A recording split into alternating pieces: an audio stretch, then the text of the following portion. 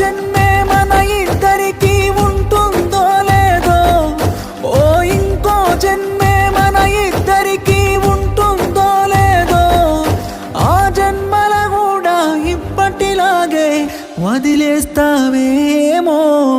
కలిసుంటే బాగుండేదమ్మా, నువ్వు నేను విడిపోతామనుకోలేదమ్మా.